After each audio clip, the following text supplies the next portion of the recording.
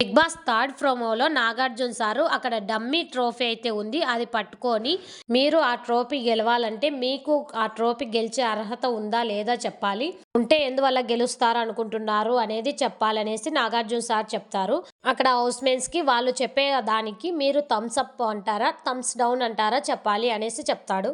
అక్కడ సుమన్ గారు ఏం చెప్పారో మనకైతే ప్రోమోలో చూపించలేదు, మనం ఎపిసోడ్లో చూసి తెలుసుకుందాం. తర్వాత ఇమాన్యుల్ వచ్చి నేను ఫుల్ జోక్స్తో అందరినీ నవ్విస్తున్నాను సార్, వాళ్ళు ఏ టెన్షన్లో ఉన్నా నా జోక్స్తో నేను నవ్విస్తున్నాను, అలాగే నేను రోజు గొడవ పడతాము, మళ్ళీ మార్నింగ్ అయ్యేసరికి అన్ని మర్చిపోయి అందరితో మాట్లాడతాను, ఇంకా గేమ్ విషయానికి వచ్చేసరికి నా 100% నేను ఇచ్చి 3 సార్లు కెప్టెన్ అయ్యాను సార్, నేను అందుకే ఈ కప్పు డిజర్వ్డ్ అనుకుంటున్నా అనేసి అయితే చెప్తాడు. తర్వాత బర్నీ సార్ అయితే వస్తారు. బర్నీ సార్ వచ్చేసి ఈ హౌస్లో నేను స్ట్రాంగ్ అనుకుంటున్నా, డెమాన్ పవన్తో మొన్ననే ఆడి గెలిచాను సార్, నా గేమ్ని నేను ఇంప్రూవ్ చేసుకొని బాగా ఆడుతున్నాను, అందుకు నేను ఈ కప్పు డిజర్వ్డ్ అనుకుంటున్నాను అనేసి అంటాడు. తర్వాత డెమాన్ పవన్ అయితే వస్తారు. డెమాన్ పవన్ ఏం చెప్తాడంటే మా ఇంటికి గెస్ట్ వస్తే మేము ఎలా అయితే మాట్లాడతానో ఇక్కడ కూడా అలానే మాట్లాడుతున్నాను సార్, అందరితో జెన్యున్గానే ఉంటున్నాను, కలిసిపోయే ఉంటున్నాను, ఇంకా గేమ్ విషయానికి వచ్చేసరికి నా 100% నేను ఇస్తున్నాను, ఎక్కడ గివ్ అప్ ఇవ్వలేదు ఎవరి కోసం అనేసి చెప్తాడు.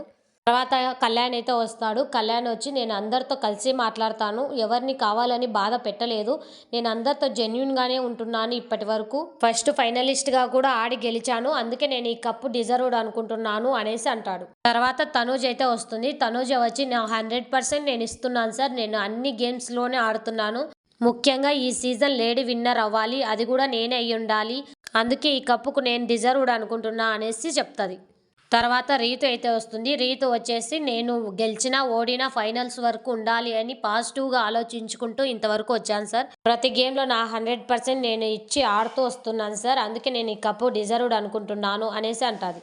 తర్వాత సంజన గారు అయితే వస్తారు. సంజన గారు వచ్చి నాకు ఏది అనిపించిందో అదే జెన్యున్గా చెప్పాను, ఇంతవరకు ఒక్కసారి కూడా నేను అబద్ధం చెప్పలేదు, లోపల ఒకటి బయట ఒకటి అయితే మాట్లాడలేదు, నేను అందుకే ఈ కప్ డిజర్వ్డ్ అనుకుంటున్నాను అనేసి చెప్తుంది. సంజన గారు చెప్పిన దానికి సుమన్ గారు అయితే థమ్స్ డౌన్ ఇస్తారు. నాగార్జున సార్ సుమన్ గారిని లేపి ఎందుకు థమ్స్ డౌన్ ఇచ్చావు అనేసి అడుగుతారు.